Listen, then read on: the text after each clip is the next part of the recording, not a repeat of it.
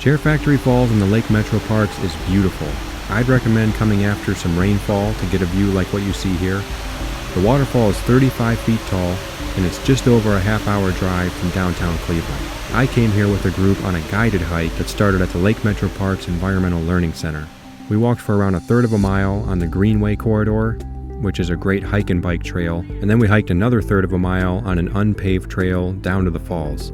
And just so you know, there is a pretty steep decline to get to the overlook.